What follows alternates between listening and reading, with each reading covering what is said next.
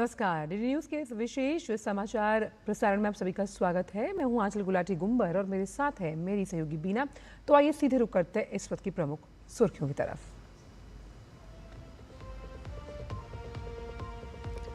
प्रधानमंत्री नरेंद्र मोदी की अध्यक्षता में हुई प्रगति की 53वीं बैठक। 9 राज्यों में 30,000 करोड़ रुपए से अधिक की विकास परियोजनाओं की समीक्षा की गई। प्रोजेक्ट्स की रफ्तार, गुणवत्ता और समय सीमा पर दिया गया जोर।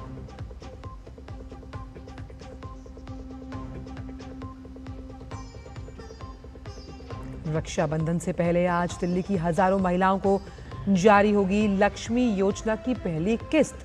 आर्थिक रूप से कमजोर वर्ग की महिलाओं को हर महीने मिलेगी 2,500 रुपए की वित्तीय सहायता।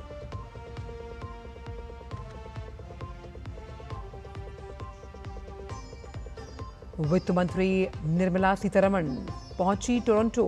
पहले भारत कनाडा आर्थिक और वित्तीय संवाद में करेंगी शिरकत। प्रमुख कंपनियों के सीईओ और वरिष्ठ प्रतिनिधियों के साथ निवेश गोलमेज बैठक में लेंगी हिस्सा।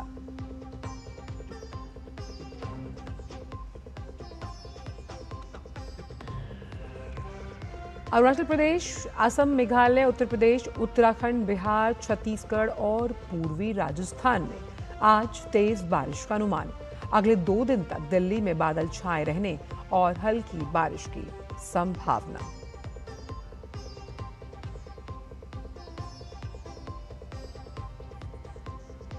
हॉर्मुज़ पर ईरान ओमान के विदेश मंत्रियों के बीच तेहरान में हुई मुलाकात। जहाजों की आसान आवाजाही के लिए अस्थायी मार्ग बनाने और बारूदी सुरंगें हटाने पर जताई गई सहमति।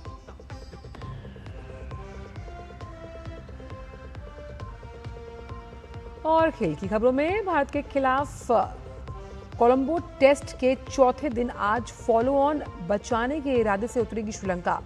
फॉलो ऑन बचाने के लिए 39 रन की जरूरत।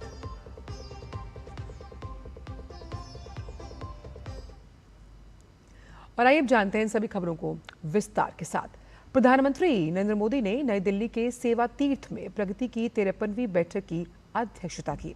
प्रगति यानी proactive governance and timely implementation सरकार की ऐसी आईसीटी आधारित व्यवस्था है जिसके जरिए बड़े प्रोजेक्ट्स की प्रगति और नीतिगत मुद्दों की सीधी समीक्षा की जाती है।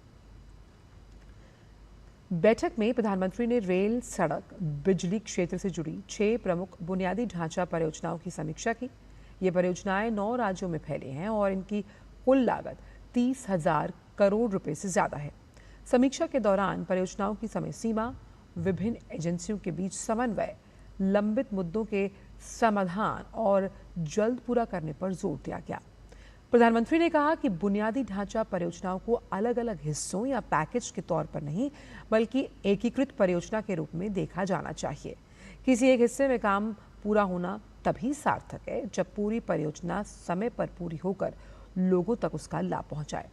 उन्होंने केंद्र और राज्य सरकारों से एंड टू एंड मॉनिटरिंग और जवाबदेही के साथ काम करने के लिए कहा। बैठक में डिजिटल एग्रीकल्चर मिशन के तहत एग्रीस्टैक की भी समीक्षा हुई। प्रधानमंत्री ने कृषि डेटा का बेहतर इस्तेमाल करने और आर्टिफिशियल इंटेलिजेंस जैसी नई डिजिटल तकनीकों को कृषि क्षेत्र में अपनाने पर जोर दिया। इसके अलावा बैठक में साइबर फ्रॉड और डिजिटल अरेस्ट के मामलों पर भी चर्चा हुई।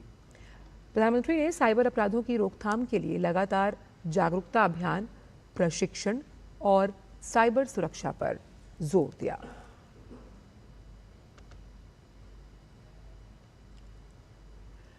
भारत कनाडा के आर्थिक संबंधों को नई दिशा देने के लिए वित्त मंत्री निर्मला सीतारमण टोरंटो पहुंची हैं। टोरंटो में वित्त मंत्री दोनों देशों के बीच पहली आर्थिक और वित्तीय वार्ता में कनाडा के वित्त और राष्ट्रीय राजस्व मंत्री फ्रांसवा फिलिप शैम्पेन के साथ भाग लेंगी। इस वार्ता में व्यापक आर्थिक घटनाक्रम, वित्तीय क्षेत्र में सहयोग, द्विपक्षीय निवेश के अवसर और साझा अंतर्राष्ट्रीय प्राथमिकताओं पर विचार विमर्श होगा। निर्मला सीतारमण कनाडा में प्रमुख कंपनियों के सीईओज, अध्यक्षों और वरिष्ठ प्रतिनिधियों के साथ निवेश गोलमेज बैठक में हिस्सा लेंगी। इसमें ऊर्जा, आर्टिफिशियल इंटेलिजेंस, महत्वपूर्ण खनिज जैसे जो क्षेत्र हैं उसके प्रतिनिधि शामिल होंगे। बैठक का उद्देश्य भारत और कनाडा के बीच कारोबारी संबंधों को मजबूत करना, निवेश के नए अवसर तलाशना और दीर्घकालिक व्यवसायिक साझेदारी को बढ़ावा देना है।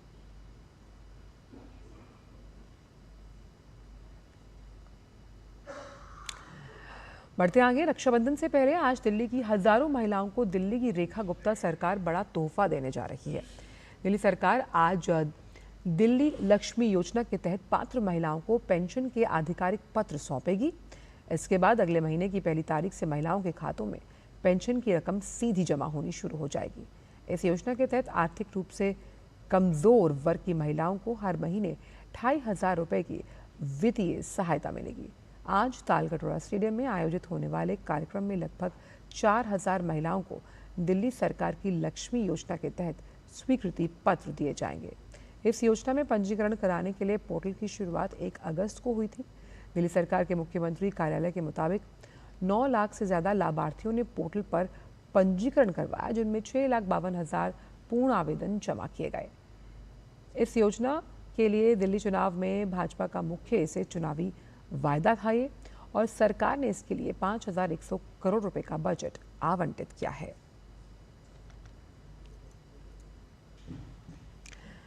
बात अब मौसम की, जहां मौसम विभाग ने आज अरुणाचल प्रदेश, असम, मेघालय, उत्तर प्रदेश, उत्तराखंड, बिहार, छत्तीसगढ़ और पूर्वी राजस्थान में तेज बारिश का पूर्वानुमान जताया है। झारखंड, केरलम, माहे, मध्य महाराष्ट्र, मध्य प्रदेश, पश्चिम बंगाल के गांगे क्षेत्र और सिक्किम में ऐसी ही स्थिति बनी रहने की संभावना है। इस बीच दिल्ली एनसीआर के कुछ हिस्सों में दिन भर हल्की से मध्यम बारिश हुई। मौसम विभाग ने अगले 2 दिन तक दिल्ली में बादल छाए रहने की और हल्की बारिश की संभावना जताई है। ओमान के विदेश मंत्री बद्र अल बुसैदी ने तेहरान में अपने ईरानी समकक्ष अब्बास अरागची से मुलाकात की। इस बैठक में स्ट्रेट ऑफ हॉर्मुज से सुरक्षित जहाज़ों की आवाजाही को फिर से शुरू करने के लिए एक रूपरेखा पर चर्चा की गई। इस संकरे जलमार्ग के दोनों ओर स्थित इन देशों के एक संयुक्त बयान में कहा गया कि प्रस्तावित रूपरेखा में एक संयुक्त अस्थायी नेविगेशनल कॉरिडोर शामिल है। दोनों देश इस जलमार्ग से बारूदी सुरंगों को हटाने के लिए मिलकर काम करेंगे।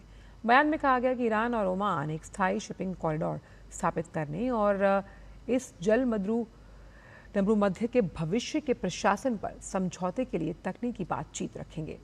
अमेरिका और इजराइल द्वारा ईरान पर हमला करने से पहले दुनिया के कुल व्यापारिक तेल का लगभग 5वां हिस्सा इसी हॉर्मुज स्ट्रेट से होकर गुजरता था।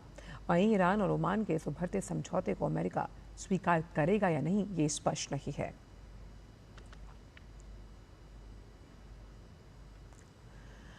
और रुक करते खेल जगत से जुड़ी खबरों का। कोलंबो टेस्ट में भारत के खिलाफ श्रीलंका पर फॉलो ऑन का खतरा मंडरा रहा है। टीम को इसे टालने के लिए आज चौथे दिन 39 रन की जरूरत है। इससे पहले तीसरे दिन श्रीलंका ने भारत के खिलाफ पहली पारी में 265 रन पर 8 विकेट गंवा दिए। भारत ने पहली पारी में 503 रन बनाए। बारिश के कारण तीसरे दिन का खेल जल्दी समाप्त हुआ। श्रीलंकाई बल्लेबाज सोनल दिनुशा 85 और लाहिरू कुमारा 8 रन पर नाबाद लौटे। 2 मैच की टेस्ट सीरीज में भारतीय टीम 1-0 से आगे है और टीम का लक्ष्य कोलंबो टेस्ट को जीत से सीरीज को 2-0 से क्लीन स्वीप करने का है। और फिलहाल इस विशेष समाचार प्रसारण में इतना ही। मुझे और बीना को दीजिए अनुमति। नमस्कार।